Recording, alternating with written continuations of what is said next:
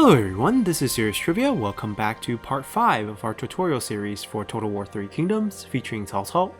So in our last part, we mainly taught everyone how to capture generals. We fought our first battle, and we set up certain things like dueling and how to keep generals alive if we don't have resiliency. And today, we're going to continue to do some battles, and there's many things to learn about battles, and we'll continue to cover them topic by topic whenever they become relevant. But the main theme of today's tutorial episode is to talk about how to plan out your expansions. So in the game, if we zoom out to the game map, we can see that we currently own this blue shaded land. That is our color. You can set this yourself in the menu, or if you're ever confused, the best way to take a look is actually through the Diplomacy tab. And perhaps we should take some time to talk about this overlay filter. So this is the game map. It's divided by counties in the game, with each of the settlements of the county being shown. And if we do none, we basically see a very clean map. You still see the labels of all the factions that you have met and know, but some of the most useful filters are ownership, which will color code them by whoever owns them, so you can see how large each territory extends, whereas just the name only are featured on the capital or the settlement that you see. So what I mean by that is, for example here, the Han Empire does not have their capital here. But because our vision of the Han Empire is rather limited, we only see 3 pieces of their land, it's going to place the label somewhere that we know. Whereas Cao Cao's land has a star on top, that's a faction capital. Liu Chong's land has a star on top. Dong Zhuo's land has a star on top. So if we know where their capitals are, the name will appear under the capital, or else it will simply appear somewhere that is a major city within the realm of your vision. Now, what else you can do is you can look by attitude. This shading, as you can see by the label over here, is how they view you. If they don't like you, it will be a dark shade of red. If they really like you, it will be a teal shade, and it'll go down towards green all the way towards a neutral zone, which is yellow, and then unfriendly into hostile and current faction. The gray outrun is us.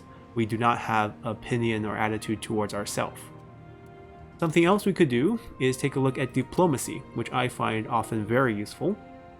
We are the faction that's shown in green, and you can see we have 1 piece of land, 1 county to our name, and if we have any vassals, they will be in light green.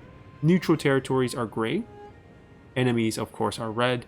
And should the enemy have any vassal who are not at war with us, because if they are at war with us, they will be also an enemy.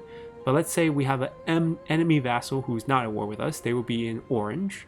And you can also see other relationship on the map, as in if they have vassal relationship or ally relationship, they'll show up in different shades.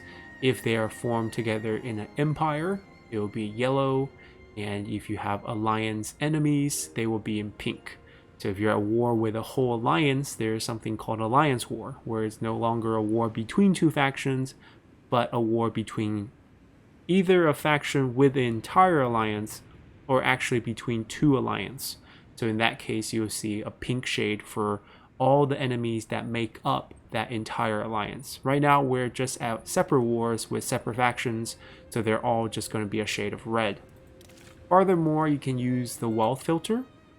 This only works if you know how much that county is making. So since our information is only restricted to our own county that we own, we can see that we are currently making what is considered low amount of income. If we have a huge empire by mid-game or late game, you can easily use this filter to identify which one of your commanderies are making the most money. Even though if you follow this tutorial series, you will know how to build out your commanderies, and therefore you can have much more control, and this filter wouldn't come at a surprise, and you'll see a bunch of really nice, very high income commanderies, and plenty of low income commanderies to support them, because you want a balance of them depending on features of a commandery, which is another topic we'll talk about once we get there. Continuing, we can also, in a similar light, check the current population. This is just basically going from low to high. Population is the number of people living in that county. And this is very important for income because population does contribute to your income. And all these are things we'll discuss when talking about how to build up your commanderies in future tutorial episodes. And lastly, we can check the happiness of commanderies by looking at their public order and the food production. In this case, we have a pretty nice food producing county to our name, as we have shown that we were positive food in the beginning when we made our first diplomacy deals. So that's just a map filter. That was not the intention of pulling up here. The only intention is I want to bring to light the fact that we currently only own one county. So expansion is a must.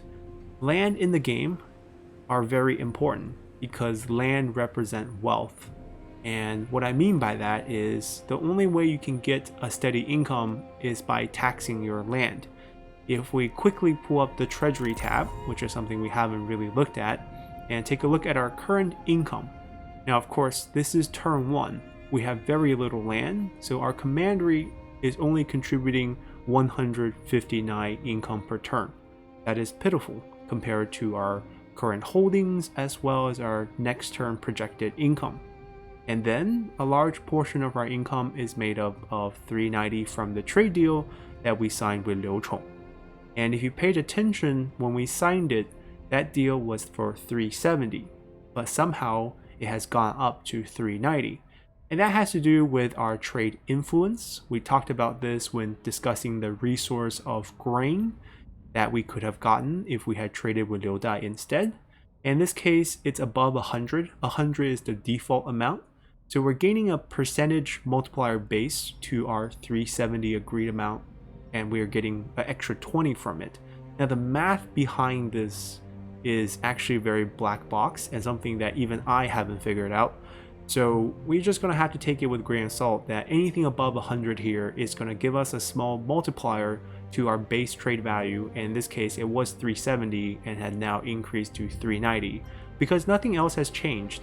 We didn't conquer any new land, we didn't increase our income by any means, we simply fought the tutorial army in front of us, and Liu Chong haven't had his turn yet. So the only explanation for this small bump is the fact that we start out with a slightly higher trade influence. And if you're curious why we had this slightly higher trade influence, it's thanks to one of the items we have. If you remember, we started out with an item called the Representationist, which grants 10% extra trade influence. We didn't really talk about what this did, but we did mention trade influence a couple times, and we can see it clearly now that it's going to increase your trade income by a small amount. And it's kind of a mystery to know exactly how much trade influence impact income because it's not a direct translation. 10% trade influence does not equal 10% extra trade income. 370 was our base, but we only seen a 20-point increase, which is much smaller than a 10% increase, which would be exactly 37. So we're somewhere around ballpark around 4%-ish increase.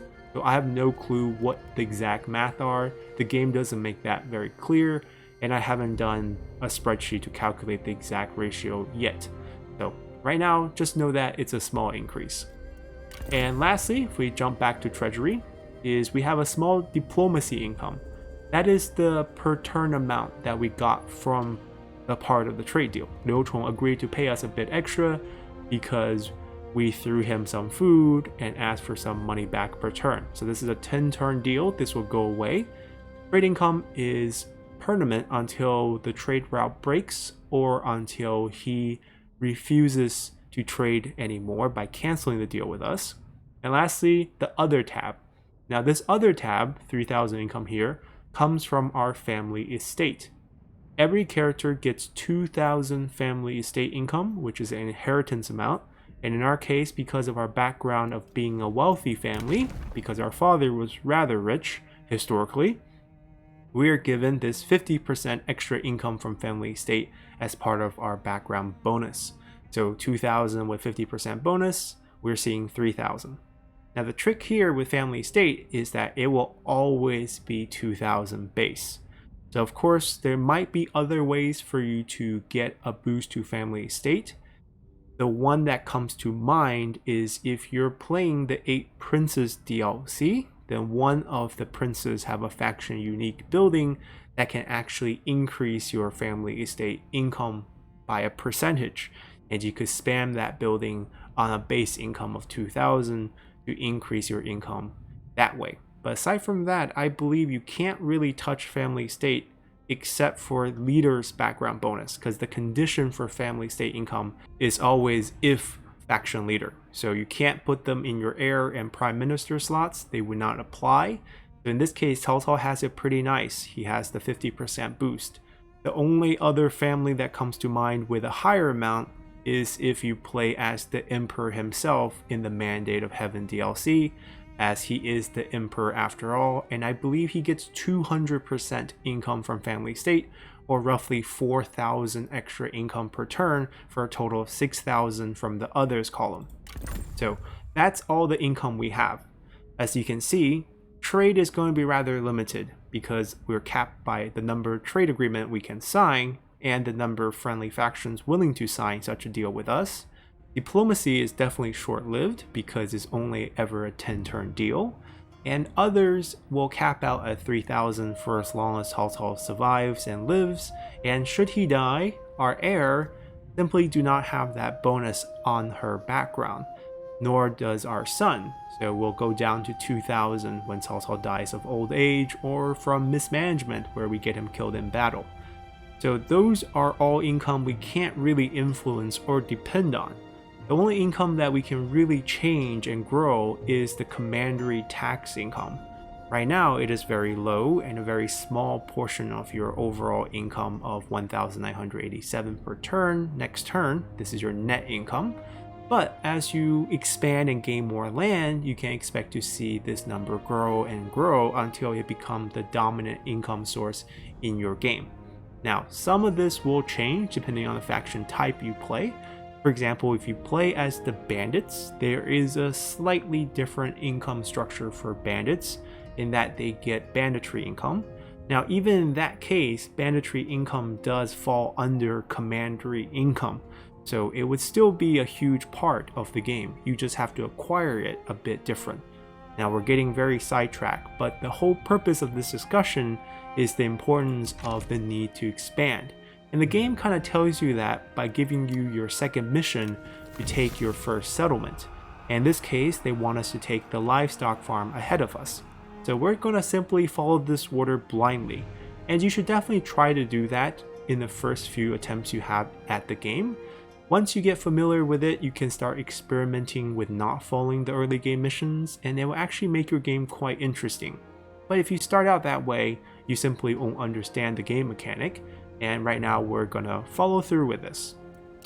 So last battle we showcased how strong our generals are, charging into some swordsmen and some archers who would not fire at us. And someone correctly informed me that I was slightly mistaken with the archer stat.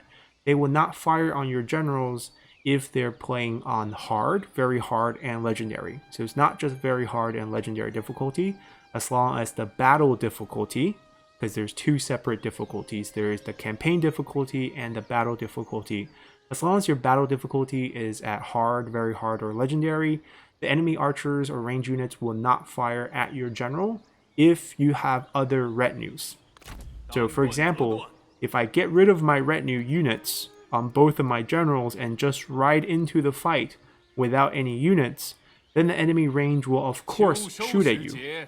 Because the AI logic of not shooting at you is because they're saving their ammo for your regular troops, which are more clustered together and worthy of their arrow.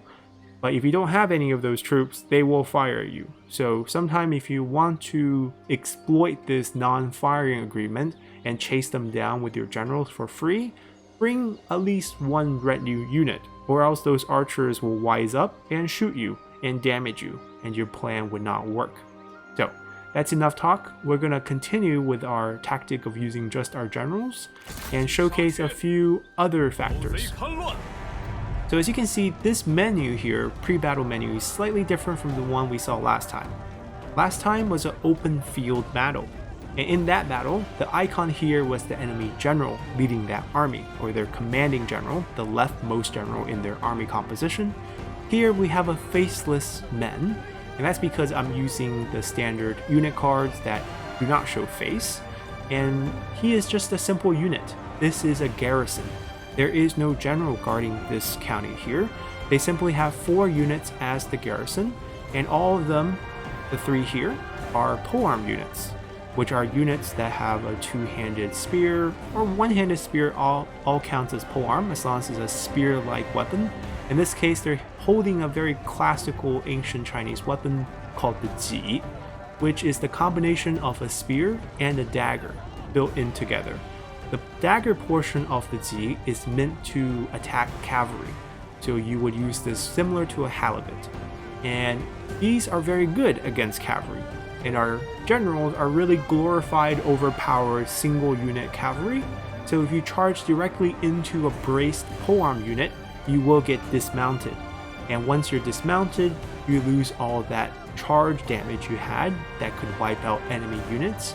And you also lose your mobility, as the enemy army of 120 unit per group will swarm you and poke you to death like mosquito bites.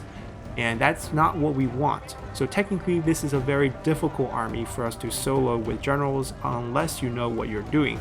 You simply can't just charge into them like you did in the last fight, so things will be a little different. And aside from that, the menu down here are also a little different. We have the same start battle and delegate, but right here we get a line here that we cannot click. What this shows is, first, the number of turns it will require you to siege down this settlement until they would surrender peacefully. Now this is because they will run out of supplies at that time, and you'll simply win the siege. And then this is the number of turns until their supply runs out. Right now they have no reserves. We talked about what we do with extra global food. It becomes converted into something called reserves. Those reserves are stashed at all your settlements, and they're used for sieges. If you have extra food every turn, you'll get more reserves stored up to your reserve capacity, which you can build out. And then when you get sieged, you can hold out for a little longer until that supply runs out. And once that supply runs out, you will start suffering from attrition for every additional turn they siege. So should we just starve them out and continue sieging instead of attacking right away, they will start losing men. And then finally we see something called barricades. Now this is always there. Here it says there are 2 barricades. This really only applies when the game map is a city defense or a fort defense. In this case, the map we're seeing is another open field battle, right? There is no structure on this side. You see these dark spots? These are either mountains or maybe a plot of land that's not passable, so they're impassable terrain. But there are no structures, there's no walls, there's no towers guarding it. Therefore, barricades are not going to even show up as a thing. But if we were fighting in an actual city, barricades are ways you can block certain passages within the settlement to restrict the attacker's pathing inside. And we'll talk about that when that actually happens. And then comes a new choice, the starve out choice. So if we click this, we'll pop out of the battle selection screen and we'll be basically back on the map with our army occupied sieging this land. Enemies can send reinforcements to attack our army to force us to fight them to break the siege. And when that happens, we have to take on the garrison from inside the settlement we're sieging, as well as the new army that shows up. Should we beat both, it'll be perfectly fine. Now the advantage of that fight is that it won't be actually inside the settlement.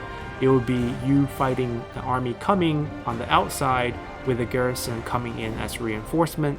So sometimes if the settlement is a very tough city with a strong layout and a strong garrison, and you don't have the force to take them on in a hard siege, as in you can't really climb the walls and take down the city, you might just wait them out and starve them out. And if enemy sends in reinforcement, you can at least draw the defender out into an open field battle where you might have more of an advantage should you have maybe a majority of your army are cavalry who are not as efficient as taking out siege battles. So that's another option. And should the enemy be willing, there might be the option where you can ask them to surrender. Now this does work. It works for certain fights. You can always try it. You will take the settlement without a fight, as they would simply surrender. Or you can break siege, which is similar to the withdraw option in open field battle, where you just give up on it and your army will walk back a certain distance and you won't have this siege anymore. In our case, since we're showcasing the battle, we'll be jumping into the fight right away.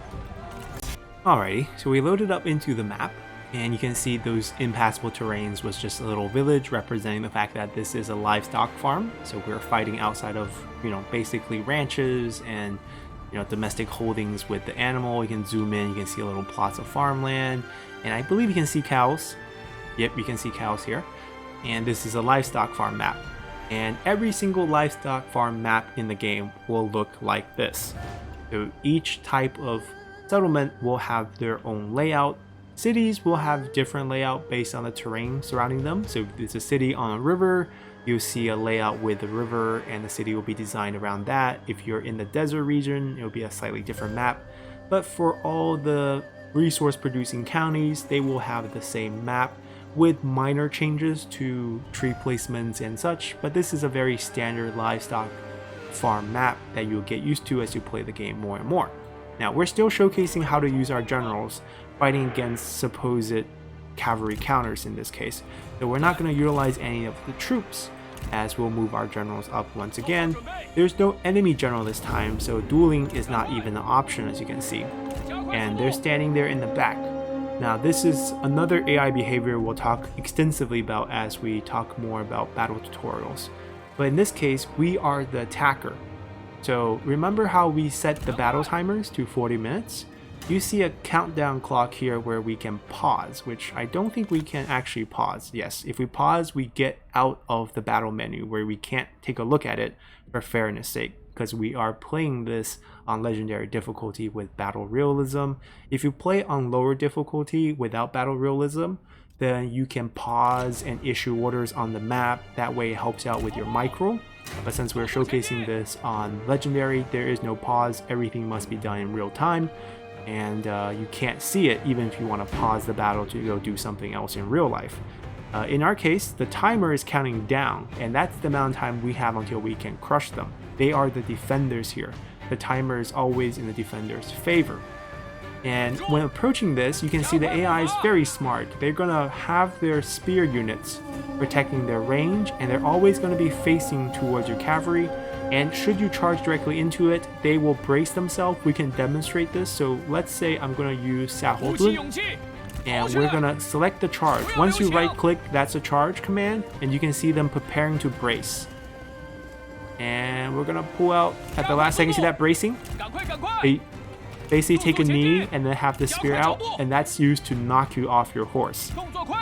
Human players can't react that fast. For your unit to be braced, they have to stop moving. You want to use basically the stop command on your unit, have them facing the enemy at the right direction, stop them from moving, because if you're moving, you can't be braced.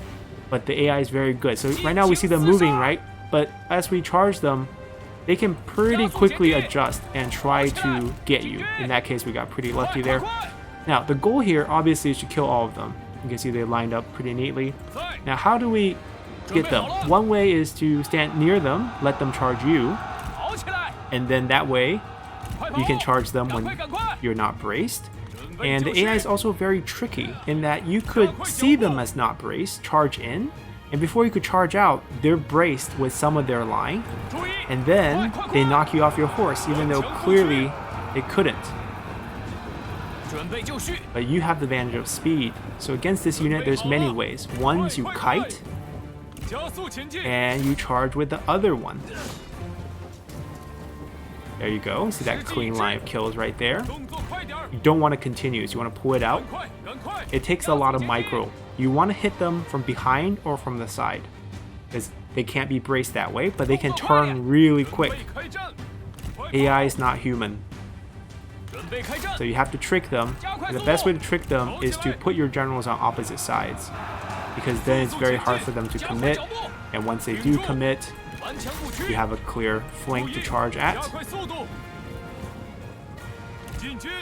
I don't know why he didn't charge in. Okay, he picked like 2 units to charge in. And you can whittle them down like this pretty easily. And you see, once they start routing, once they flash, you know they're almost done. Now you can chase them a couple times. Now they're vulnerable. They won't fight back. Just have your generals chase until they kill every single one, and you get experience that way. And someone did ask me to expand on experience, since we did talk about how dueling creates more experience if you engage in the duel, as in you initiate the duel.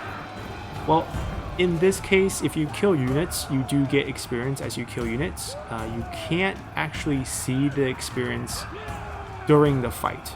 There's older Total War games that shows the experience bar, and you won't level up during a fight either, even if you reach over the experience amount. You have to exit the fight to get the level up.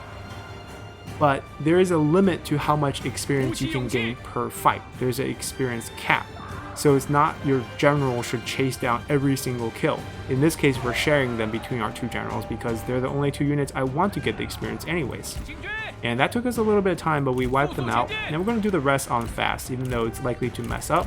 Our goal is to chase down this range unit. When they mix together like that, that's when it's dangerous, because you can't really tell if they're braced or not. And you can see they're very good at protecting, but they're very bad at protecting from two different directions. If you kind of herd them in with two different directions, the AI will show a lot of openings, and that's a very common strategy to break a very, steady line of AIs protecting their range. You see how we have an opening? And there was something else I did there that you might not notice, is that I didn't just right-click that unit. Right? When you right-click, the arrow becomes red. That means you issued a charge command. The AI knows you issued a charge command. But if you click near them, they don't know what you're clicking, so they can't get ready for your charge. Now, of course, you still need to build up some speed for your charge to be effective, but if I'm over here and I just select this unit will respond to the fact that it's getting charged. But if I select my unit coming here, they don't know they're getting charged until I issue that command on the last second. That's also something that's very minor that you could use if you're very interested in microing troop. I know there's Total War players who don't actually do battles. They just try to use the delegate function and manage their army by having a better army and win their battle that way. Perhaps they don't want to spend the time fighting, or perhaps they don't trust their micro abilities. And then there are players who live for microing in battles, and they don't really care about the grand strategy portion of the game, and they just want to watch these battles with extreme unit size. And there's players of both types. And as we watch them kill off everyone, someone else did ask about the fact that when we hold spacebar, all these information pop up on the screen with this UI quick menu, and we can turn it off and turn it on if you don't like seeing this when you have a spacebar pressed. And there's a lot of different things that we can turn on, turn off, and lock. So right now they're set this way. And what this means by turn on, turn off is not that I can turn off Fog of War, but this is something I can change when I have the spacebar on. And if I have it locked, that means it's always on. I don't have to hold the spacebar to see it. And there's also something called cinematic mode, which is actually really cool. You push K and all the UI goes away. And that's how you get those really cinematic shots you see on YouTube. I know one particular creator only makes movies with the games, and it's pretty amazing. And they use this along with other mods to make their work. As you can see, no UI. You can still fight this way. I can still issue the same command. You won't see any drag out lines. You won't see any, UI display. One problem with this, obviously, lack of control, right? You can't see some of the UI control. You can't see your abilities, but if you say the hotkeys of the abilities, 夏侯惇 has an active ability, and I believe there's actually a hotkey for ability usage, and if you remember those, you can actually still perform the same thing, but obviously much more difficult. And we're gonna have to kill off the last two units as we talk about the rest. And the most important one here that I use, so in this case, when we use ability, you see this is the zone. Aside from that zone, there is a aurora of encourage around the enemy, around our generals, which is the area where they have an effect over the map, and that's currently being turned. If we lock it, I believe we have it on at all times. I need to play around with some of these. The only one I really use is hide foliage, and that's for visibility in in forest battle. So here we're going to do the same trick. We're not going to charge them until we see they're not facing. You see how quickly AI can turn their units around?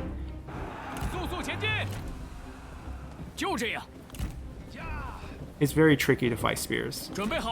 I don't even know which way they're facing. Alright, they're facing Cao Cao. Now they're facing Xiaohodun. But we don't get to build up speed, so the charge is not going to be as good. But they should shatter rather quickly. We can use our abilities. Now, abilities are very strong. Show us the very strong ability? No. The animation didn't come through. It wasn't very clean. His ability is actually more about dueling. There's certain ones on Vanguard Generals that are designed to kill troops, and it's a circular splash damage where everyone around them will get killed. Alright, we'll see them kill people as we go back to talking about this. So this is the only one I use. Hide Foliage, I have this locked on, and what this does is whenever I zoom into trees, you see all the leaves disappear. Right? That way I can see the troops underneath. If I have it off, right? If I zoom in, the leaves are here. And if I have it on this mode, then I think only when I hold down space, it's on. So this is kind of like turn on when holding down space. And then this is, and then if I don't hold down space is here. And this is always on. Even if I hold space, it's always on. I'm getting dragged away by the AI camera work. And if I lock it, it's just always off when I'm zoomed in. The other unit's routing now. I don't want to waste experience. I'm going to send one over as the other chase. Basically, they got hit by morale shock. You see army loss. We talked about this in our last battle as well. And they're also outnumbered by us since they can sense our troops, even though only 2 generals ever came at them. And that's a lot of things you can play around. Unit ID, you can turn it off. I wonder what happens if I turn it on. Oh, okay. The lock means it's always on. We can always see it. And then if I put it on this, it means I usually don't see it. Also, kind of like a cinematic mode, but if I hold space, I can see what unit's what. But that's really unclear. Unit ID detail. That's the legs. We can lock it so we can always see the fatigue. Okay, and they're currently routing. He's currently on march, so you can get all the little information out on the map. Alright, gonna have him join in. Yes, I don't play around with this very often, as you can tell. But I guess we could always try things. But the general thing is, this means always off. This means on if we hold spacebar. This means always on, depending on what things are. Unit threat level is the one with the shaded bordering, so we can see this. This gold bordering is telling you it's an elite troop. I don't know if that's the threat level or something else, because I also know that, let's say we have threat level, it's always on. Okay, so I assume it's something like this. I've seen it before. It's where if I have a cavalry selected, then the enemy spear units will light up with a little triangle warning symbol, and that's telling me they are a threat to us. And I assume that's why this is always turned on. What happened when portraits always turned on? Oh, you can see the enemy. Okay, I'm learning new things too as we play around with this, but I don't want to actually see it. Hero portraits I want to see. I want to see what they are. And we have chased all of them off the map, and that's our battle here. Pretty straightforward. You can use your generals to kill hard things. The one type of unit that you really can't counter are cavalries. If the enemy have cavalries chasing down your generals, get them out of there, because they're going to kill your generals. Alright, let's hop out. Alrighty. Let's see. Clean fight. We've been doing this to keep our army healthy. You can see that our army killed people here, right? 3 people, 3 people, 3 people, 3 people, 3 people, 2 people, 2 people, 2 people. But they actually never killed anyone. You might recall, we didn't use them. Why is that? Well, the last unit we were chasing, the one that routed last, and we didn't get to kill all of them before they ran off the edge of the map, I can tell you how many men are exactly in that army that got out. It's 3 plus 3 plus 3 plus 3 plus 3, that's 15, plus 6, that's 21, and then I bet each of them got 3 as well, so plus 6. So 27 men escaped, and since this is a garrison battle, much like the battle with the little white flag saying the army will get destroyed, everyone who's in the garrison will get killed if they lose a garrison battle. So those 27 men who thought they escaped by running off the map are automatically killed by the system. And once they're killed by the system, they're divided evenly into however many units you have on your side, and those experience will be shared evenly among your troops. So because we missed 27 men, everyone got a little bit of experience from that. And then we come to our first settlement capture and we have some options. Now this is not quite dissimilar from the options to ransom, to seize military supplies, and so forth when we finish an open field battle. In this case, we have the option to occupy the settlement as is. It will cause a 20% hit to the population. We'll get 10 points of faction support. We'll talk about that once we get into Commandery building, which will be tomorrow's episode. And then we also get 10 points of military supply, something we already mentioned. You can always check your supply post-battle right under your commander. And then you also have the option to loot and occupy. That is, we ransack the place first, then we occupy it. We cause more population loss. Now this doesn't mean you killed the population. This means they got dispersed. Maybe they don't like you ransacking their stuff. And then you got 464 income.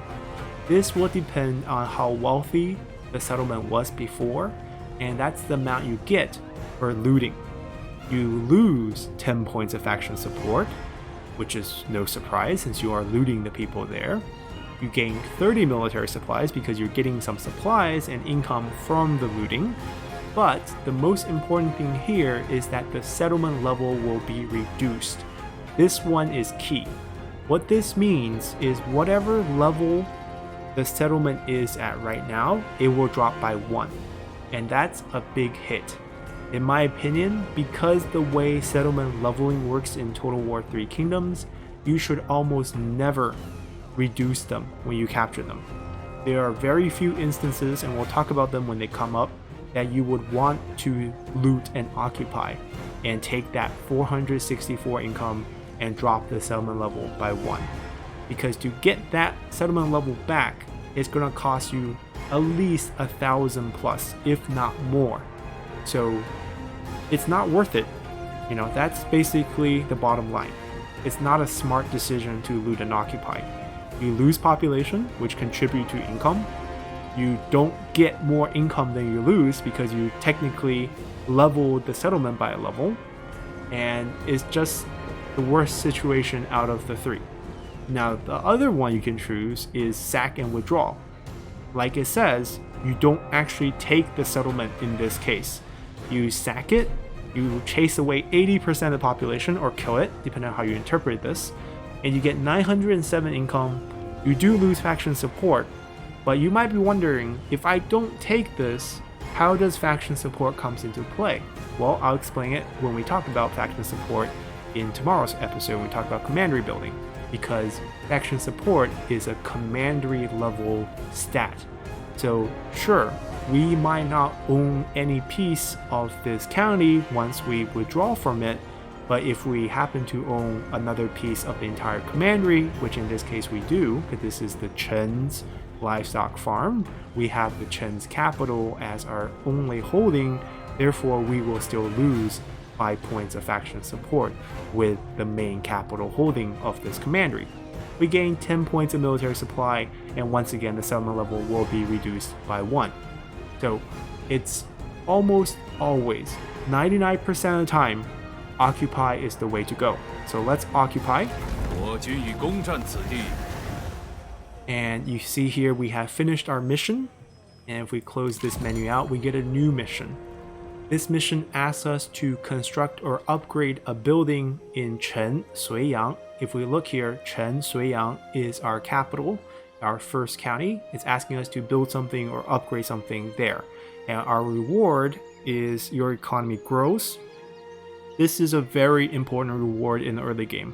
Almost every single faction will get this mission. There are a few that don't, but almost 90% of faction will. And this will help you kickstart your economy by giving you a nice 20% construction cost discount and a -1 construction time discount for those 3 turns. So In your first 3 turns when you have this active, definitely focus on economy, because this is a very big boon to your overall build-up. We'll talk about this when we talk about commandery building in our next tutorial episode. For now, we see that we have captured our first settlement, and we get once again that leadership bonus for first time experiences. We got one for our first victory against the army, and here we're getting one for our first captured settlement. And now the game kind of leaves us in the air. Of course, we have something to build, that's another mission, but in terms of expansion, the hand holding is done. Now it's up to you in which direction you want to go. And that's going to be the main discussion here. We're not going to talk too deeply about it in the early game. As we transition to the mid game, as this campaign moves on, we will talk about it each time we make the decision. And of course, the first level of this decision making is quite simple. We are still at war. This is not a peaceful time. So of course, we have to keep fighting against our enemies, or else they will send men to attack us. So that's one thing you can consider. And should you happen to not be at war with anyone, then you have to consider who's most likely to declare war on you. And you can take a look at that by attitude. So if we pretend that we're at war with no one, then this one in the dark red is most likely to become the next faction to declare war on us. So we should prepare to fight that way and to expand that way. Now, should we always expand towards our enemies? Well, not always. Sometimes our enemies might not have the land we want. We have to fight them, but doesn't mean we have to destroy them. Now, this is a very difficult topic to explain in a short order, but basically the idea here in the game is if you want to defeat an AI faction, you have to take away all their land. The rationale here is the AIs have a very big economic bonus to not only their earnings but also their cost. They can recruit armies much more cheaply than you, so even if they have a little bit of land, they can turn out strong armies to fight you and bother you.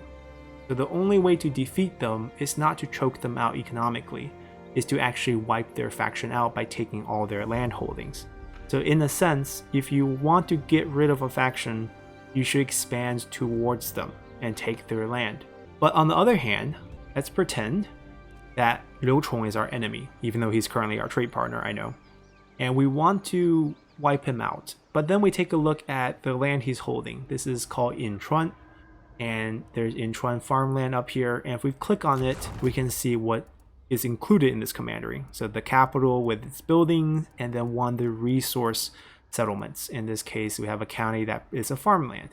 We briefly talked about how farmland don't produce money. So technically, Inchuan's a very poor commandery, and perhaps we don't even care about the land here, and we don't want to expand here. So in a sense, I don't want to make an enemy out of him, but if he happened to already declare war on me, what should I do?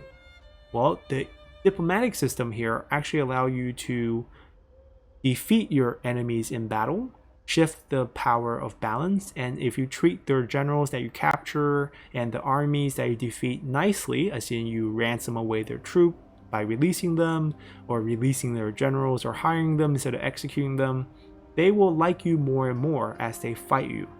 So as surprising as that sounds, you could easily get a faction who's at war with you for a long time, as long as you've been treating their defeated armies nicely, and as long as you've been defeating them, they could actually turn to your best friend in terms of attitude. It's quite strange. But at that point, you can ask for a pretty favorable peace deal, and these are all things we can demonstrate once we proceed. So let's take this case by case. In our case, we are still hoping to make money. And if I take a look around what the enemy territories around me are, to the west, we have the Han Empire holding on to Chen's farmland. We talked about farmland makes no money. So even though this is a part of our Chen commandery, if we click on our capital, this is our only missing piece. Many new players will be very tempted to go take this. Don't do it. There is no benefit here. The Han Empire, the faction we just defeated, is a very passive vassal to Dongzhuo. All the power of the empire is on Dongzhuo. He has all the strong armies. The faction, the Han Empire, really doesn't exist as a resistance force in the game. It's part of the historical setup, They're a pushover faction for every other faction in the game. They're not aggressive. They will never attack us, and they make for the perfect buffer zone. You see how our vision is limited by them because how this is shaped. That also means other factions can't see us because they exist. Therefore, if we don't take this, we never have to interact with some potential stronger enemies to the west, at least for the time being. And if they want to see us, they have to go through them. So they're holding this land as a non-aggressive enemy for us. And plus, no income on farmlands. If we look to the south, we see another Han Empire holding in Huainan, and it's another livestock farm. Livestock farm, in case you didn't know, makes quite a bit of money. 80 income from peasantry, and also provides us a bit of food to food production. So it's a nice choice. And then to our east, we have the Yellow Turban Rebels. Now, Yellow Turban Rebels are rebel spawns whenever a settlement has -100 public order. So when the unhappiness goes to max, a rebel group will spawn, and in most cases, it will be a Yellow Turban Rebel group. So these are rebel factions that have taken over the land because of mismanagement by their former masters. They're also quite passive, even though they might have big armies, because the fact they're just rebel factions, not really full flushed out enemy factions. And then another factor you can consider here is the fact that I know, playing as Cao Cao, that my next enemy is going to be Tao Tian, because when we married away our father, we said very well that he's going to die to a scripted event with Cao Tian, and he's going to develop into one of our enemies. So eventually, in a few turns, we have to fight east. So we need to avoid our western exposure in this case. You don't want to fight in multiple front wars. And we need more income should we want to have a good army to fight in the upcoming war against the actual faction here. So the natural expansion here is actually into the livestock farm down south. It's another pushover fight. We fought this one without loss. We can fight this one without loss as well. And then we can shift our army back to prepare for the war against Tao Tian. In the meantime, this Yellow Turban Rebellion will act as a buffer zone, much like how they're acting as a buffer zone for us. And once this war officially starts, we'll roll over the buffer zone into them and conquer their land as well, just to take them out as one of the enemy. Now, things are obviously not always going to go according to plan, but it's always nice to have a plan to what you want to do for the next few turns, and that's kind of how you want to approach your early game. And with that, we're going to end our tutorial for this part, and we're going to move on next time with how we're going to manage our commandery, as after all, we have a few things to build before we continue with this turn 1, as we're still not done here before we can move on to turn 2. So hopefully you guys enjoyed this guide, and we'll see you guys next time. Bye!